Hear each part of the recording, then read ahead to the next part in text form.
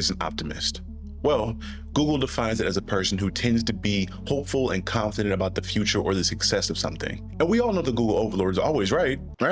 Optimism is a quality that I believe the common person would truly like to believe in. But seeing the best in the world or the people is a privilege that people don't experience on average. The world works to beat you down, and at a certain point in anyone's life, grief, strife, and struggle don't discriminate. And misery loves company. So everyone experiences the worst life has at some point. Maybe that's why the main characters who possess ungodly amount of optimism despite the world beating down on them are some of our favorite characters that we see. People get inspired and flock to that person. Maybe the important question isn't what is an optimist, but rather what makes an optimist. Those few that are able to keep seeing the light in themselves and in others, even during the darkest of times. One of the most iconic series from DreamWorks, How to Train Your Dragon, allows us to discover the answer to that question. One of the most iconic journeys to adulthood in animation, period, through the lens of a character who goes from a teenage outcast to becoming the man he needed to become.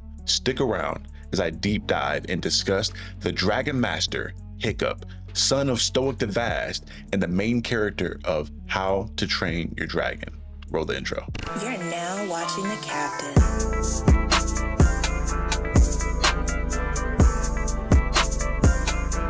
Before we can delve into Hiccup as a person, I feel like I need to examine the environment that shaped him into who he is as a person. And that starts with asking one question. What does the world of How to Train Your Dragon look like exactly? Starting with the first movie, the extent of our knowledge of the world is limited to the island of Berk, the island where Hiccup and everyone else who lives on the island were born and raised. Berk is very similar to most fictional towns you see in stories. They have very colorful characters who are all very familiar with one another and have very quirky personalities and deep interactions, and a very strong sense of community. There's a strong sense of solidarity with one another, and they rely on each other through all the struggle, loss, and strife that they go through. What's all this struggle, loss, and strife they go through? Well, I'm glad you asked. Let's go to the footage. What is that? Odin, help us.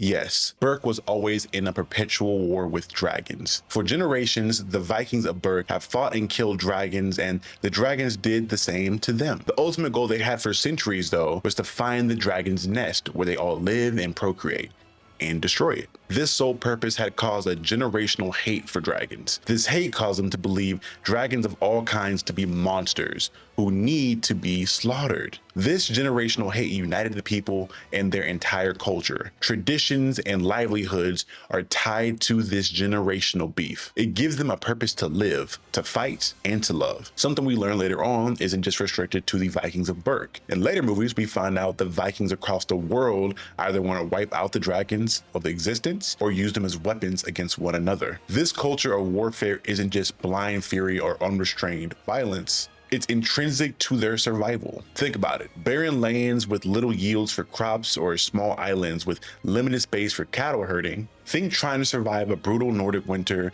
while competing with other tribes, all while trying to protect your homeland from fire-breathing flying predators that can swallow sheep's whole. Dragon slaying wasn't just recreational.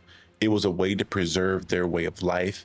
It was how they preserved themselves. All this being said, in a land where aggression equals respect and the violence you can wreak is your value in society, it's easy to see that this is a world of hard choices and might makes right type of situations. Those who are weak, soft, or cowardly don't have a functioning place in this society. See, it's obvious from the very first movie entrance that while Berk may be Hiccup's home, it's very clearly a place that struggles to accept someone different. And it's this environment that gives our hero the perfect stage to grow his philosophy of optimism. The idea that the courage you have to understand gives birth to infinite possibilities, and the courage you have to accept others gives us strength to protect others. Of course, optimism is almost always appreciated externally. a beautiful way to inspire others and raise morale. We've seen time and time again how Hiccup's attitude and actions are able to reach others. However, what about the internal effects of optimism? What happens when we are blinded by the rose-tinted glasses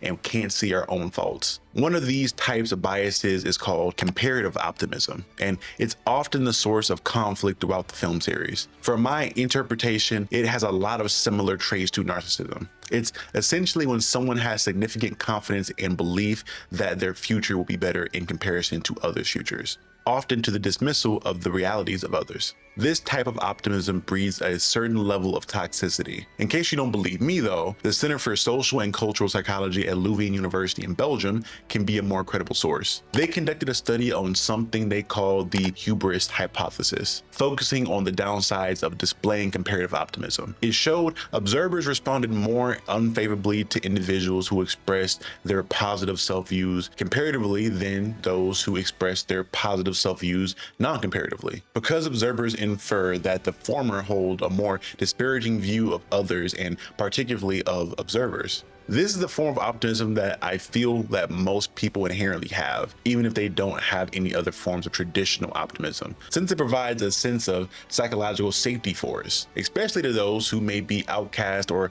struggle with norms. By the third movie, we've seen Hiccup grow from a boy afraid of his father's shadow to a man bravely living up to his father's legacy. And while we have also spent the majority of this time following the journey of Hiccup, this series is about training your dragon, and Toothless has been the constant companion to Hiccup's growth after all. Toothless was a maimed dragon that was injured and an endangered species hunted down only until he was the only one that remained, at least at the time. Without the assistance of Hiccup's inventions, Toothless at the time would have been unable to fly at all, and therefore unable to survive on his own. The last of his kind, weak and struggling to fend for himself. Toothless is a reflection of Hiccup through and through. It's why the movies are able to do such great character moments between a boy and his dog, quote unquote. Toothless feels as much brother as pet. Hiccup and him share a bond that allows them to kind of read each other's mind and communicate by simply sharing a look. Their bond has served as a bridge that unites Hiccup to his parents, to Astrid, the love of his life, and to the island of Berk. Hell, to the dragons themselves. They've nearly become inseparable. And that's the problem. Even in How to Train Your Dragon 2, we have seen that while Hiccup cares an incredible amount for Toothless, it doesn't mean he always understands what's best for him or his needs. And this shows itself through a bunch of different smaller moments throughout the franchise, one of which being in the second film where Valka, Hiccup's mother, has to teach him about the growing spines on the back of Toothless that grow during puberty, kind of showcasing that Hiccup has a tendency to not really pay attention to the world or the people around him, but really hardwire in on what he's trying to accomplish. And it shows itself again in the third film in a much more serious way, where we see while Hiccup is more than keeping the status quo of everything, it's becoming apparent that the needs of the dragons have grown greater than they're able to fully accommodate. It's here where we see Hiccup struggling with maintaining a measured grip on his positivity as a way to combat the stress facing him, both inside and outside of the village. His comparative optimism has him focus on the benefits of the dragons living within their community and the depths of the bonds they've shared. In exchange though, Hiccup overlooks the instinctual needs of the dragons and dismisses Toothless' ever-growing relentlessness. He has suffered and worked hard to finally create the home of his dreams, so the idea of giving it up absolutely rattles him. However, as Hiccup watches Toothless happily interact with the Light Fury, which is the last remaining female of his species, he realizes something. That he finds himself in the same exact position that his father was with him in the very first movie. He sees how his struggle to adapt to the needs of his friend in order to protect his own sense of security doesn't provide the same level of acceptance and understanding that he himself champions. More importantly, after several run-ins with this movie's antagonist Grimmel, Hiccup realizes that part of being able to truly accept the dragons as they are means letting them live freely as themselves. Hiccup doesn't need to change his optimistic approach, but rather he matures it by refining what he's optimistic about. Watching Toothless explore new connections, find others who respect him, and discovering a place that allows him to grow and fully develop brings Hiccup to a point of realization that the best thing he can do is allow Toothless the freedom and the support to become self-sufficient. Just as the series starts with Hiccup opening his embrace to accept Toothless as he was, it bookends with him opening his embrace to accept Toothless as he is. This decision isn't something taken lightly by human or dragon either. In one of these series' many spin-offs, we learned that Hiccup had once previously made a prosthetic tail that Toothless would be able to fly by himself with for a seasonal dragon migration. No human rider needed. While this excites Toothless to no end, being granted his agency back, we see that he returns shortly after his trip and smashes the tail of his own accord, choosing to always fly with Hiccup, then alone. This moment's actually brought up in the third movie by Astrid when Hiccup is attempting to build another tail, noting that Toothless didn't seem to like the last one. However, Hiccup responds, it's because he wasn't ready then. The decision to make the tail and the decision to accept the tail is a transaction of unspoken trust and deep connection that showcases one of the most powerful effects of a different type of optimism, true optimism. What is true optimism? It's the ability to see beyond the present and envision the possible. This is the type of forward thinking that allowed Hiccup to inspire his village, and it allowed him to see dragons as more than just predators. And it currently allows him to see the needs of others, compared to the comparative optimism he had displayed that kept him from seeing how much Berk had grown past the people that they were and the developments of dragons. Hiccup grows into a matured and measured optimist, rooted in understanding and dignity. This optimism and hope for the future is Hiccup's defining trait. It is a strength that carried him through 3 movies, refined by adversity and strengthened by community. There's one more thing I want to cover when talking about the ultimate optimist, and it's going to seem a little bit out there. It's going to be a little bit off track, but stay with me. See, in 1962, when Stan Lee originally created Peter Parker, the Amazing Spider-Man, he envisioned a young man who was learning about growing up in a spectacular way. From the sticky palms to the body changes, awkward Peter Parker represented the struggles of growing up in a way that was tangible for many. His struggles were so human and relatable to young audiences, dealing with local bullies and finding himself with responsibilities he never imagined himself holding. For decades, comic book fans saw how Peter Parker navigated relationships, becoming a person of authority and struggling with the burdens of protecting those who can't protect themselves. The infamous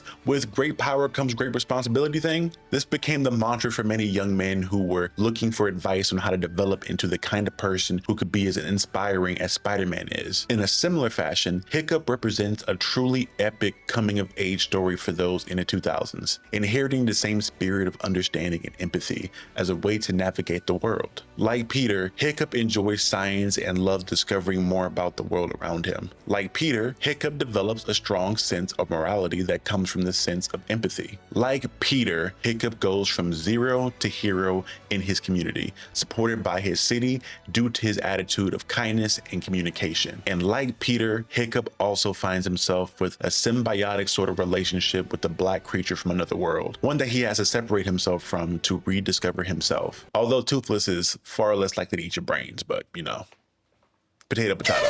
And that's it, y'all. I know this was a lot to talk about and a lot to cover and a little bit more wordy and maybe more informative than a lot of other videos that I've done, but this franchise and this character really means a lot to me, and I feel like I was really altered and changed for the better growing up watching these movies.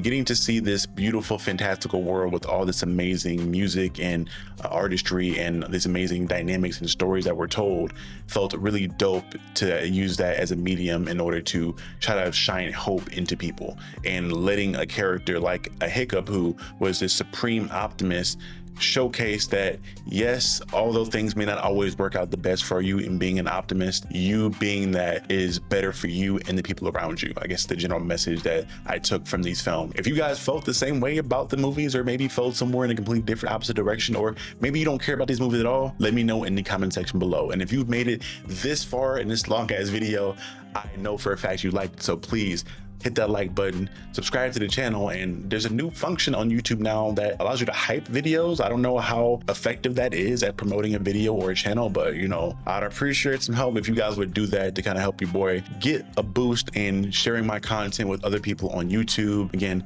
this has been Captain Diesel of Captain Diesel's Dojo. Y'all remember, forever and always, You're now watching the Captain. and I will see you guys next time in the next video. Be good people. Peace.